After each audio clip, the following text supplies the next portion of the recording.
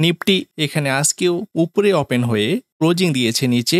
নিফটির আজকের ক্লোজিং 24,123 টাকা 85 পয়সা। কিন্তু এখান থেকে নিফটির নিচে আসার এখনো কোনো সিগন্যাল তৈরি করেনি।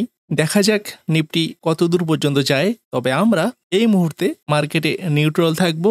এখান থেকে নিফটি যদি একটা আপ মুভ দিয়ে দেয় তো সেটাতেও যাতে আমাদের কোনো রকম আফসোস না হয় সেজন্য অল্প অল্প করে আমরা ট্রেড করে যাব। তবে এখান থেকে যদি নিফটি নিচে আসে তো আমরা এখানে ফুল অ্যাক্টিভ হয়ে যেতে পারি। মানে আমরা এখানে যেরকম করে ট্রেড করেছিলাম এবং এখানে যেরকম করে ট্রেড করেছিলাম। তো নমস্কার, আমি মুকেশ, আবারও একটি নতুন ভিডিওতে আপনাকে স্বাগত। আপনি যদি আমাদের এই চ্যানেলে নতুন হয়ে থাকেন, চ্যানেলটি সাবস্ক্রাইব করে পাশের বেল আইকনে ক্লিক করে রাখবেন। তো আজকের এই ভিডিওতে আমরা দেখে নেওয়ার চেষ্টা করব আগামীকাল আমরা কোন কোন স্টকে ট্রেড করতে পারি। গতকালকে আমাদের টোটাল 3টি স্টক টার্গেট হিট করে দিয়েছিল, কিন্তু আজকে কোনো স্টকও টার্গেট হিট করেনি, কারণ নিফটি আজকে উপরে ওপেন হয়ে ক্লোজিং দিয়েছে নিচেই। আর তাই হয়তো আমাদের কোনো স্টক টার্গেট হিট করেনি। আর আমি সেজন্যই শুধু নিফটির চার্টকে দেখার চেষ্টা করি। যদিও আমরা যে সমস্ত স্টকে ট্রেড করি সেগুলোর বেশিরভাগই হয়তো নিফটি 50-র বাইরে, কিন্তু বেশিরভাগ স্টকগুলোই নিফটির উপরেই ডিপেন্ড করে চলে। নিফটি যদি উপরে যায় তো বেশিরভাগ স্টকগুলোতেই আমরা আপ মুভ দেখতে পারি, আর যদি নিফটি নিচে আসে তো বেশিরভাগ স্টক থেকেই একটা ডাউন মুভ দেখা যায়। তো গতকাল 3টি স্টক আমাদের টার্গেট হিট করে দিয়েছিল, আর গতকালকে যে ফান্ডটি আমাদের রিলিজ হয়েছিল সেই ফান্ডটিকেই আমরা এখানে ইউজ করলাম। এখানে আজকেই 3টি স্টকে এন্ট্রি করলাম, যে 3টি স্টকই আজকে মাইনাস, একটি 1.24% মাইনাস, একটি 2.74% মাইনাস, আর একটি 0.20% মাইনাস। আর 3টি স্টক থেকেই আমাদের টার্গেট অনলি 5%। যেদিনই আমাদের টার্গেট হিট করে দেবে আমরা সেদিনই এখান থেকে এক্সিট করে যাব। আর এটি সেই 2 লাখ টাকার পোর্টফোলিও, যেখানে এখনো পর্যন্ত আমাদের রিয়েলাইজড গেইন 14,636। আর এখানে এখনো 28টি স্টক পড়ে আছে, যে স্টকগুলোতে আমরা এন্ট্রি করে বসে আছি। যেদিনে টার্গেট হিট করে দেবে আমরা সেদিনই এখান থেকে এক্সিট করে যাব। আর অনেকেই কমেন্ট করছেন চার্ট ইঙ্কের স্ক্যানারের লিঙ্ক, বা আমি যে প্যারামিটারে স্টকগুলোকে স্ক্যান করে থাকি সেই প্যারামিটারগুলো কি কি।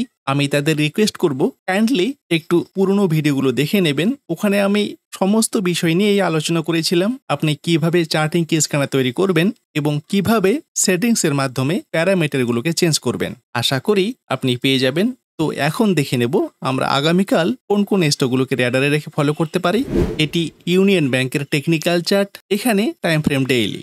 স্টকটি বেশ কিছুদিন ধরে স্টকিস্টিক 20 লেভেলের নিচে ক্লোজিং দিয়েছিল, কিন্তু আজকে এখানে বোলিঙ্গার লোয়ার ব্যান্ডের নিচে এবং স্টকিস্টিক 20 লেভেলের নিচে দুটো লাইনে ক্লোজিং দিয়েছে। মানে দুটো প্যারামিটারই এখানে ম্যাচ করেছে।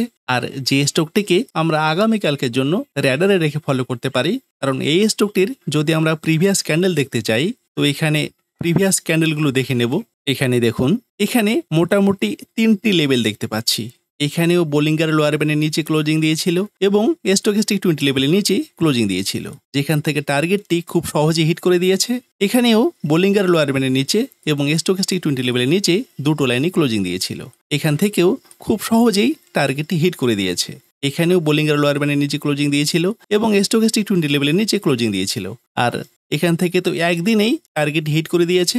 আর যে কারণে আমরা এই লেটেস্ট লেভেলটিকেও মার্ক করে আগামীকালকের জন্য আমরা এই স্টকটিকে ফলো করব, কারণ এই স্টকটি বেশ কিছুদিন থেকে এখানে নিচে, আর প্রিভিয়াস লেভেলে এসেই এখানে স্টকটি দাঁড়িয়ে আছে।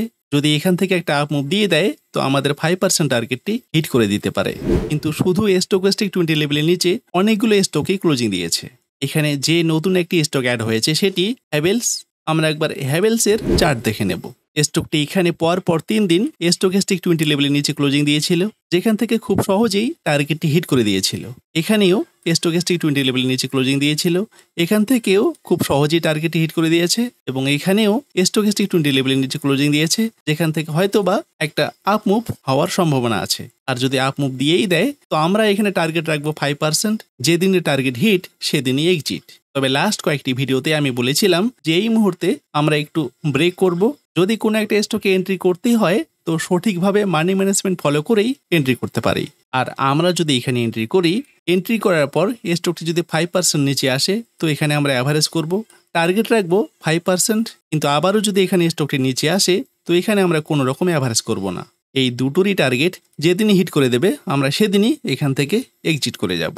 তো আগামীকালকের জন্য আমরা এই দুটো স্টককেই র্যাডারে রেখে ফলো করব। তবে এই দুটো স্টক কখনোই রিকমেন্ডেশন নয়। আপনি যদি এই সমস্ত স্টকে ট্রেড করেন অবশ্যই নিজস্ব অ্যানালিসিসে ট্রেড করবেন, কারণ এই সমস্ত স্টকে এন্ট্রি করলে পয়সা লাগবে আপনার। আর এখানে এন্ট্রি করার পর যদি স্টকটি নিচে আসে আর আপনি যদি এখানে এক্সিট করে যান তো লসটা আপনারই হবে। আর এখানে এন্ট্রি করার পর যদি স্টকটি টার্গেট হিট করে দেয় তো লাভটাও আপনারই হবে।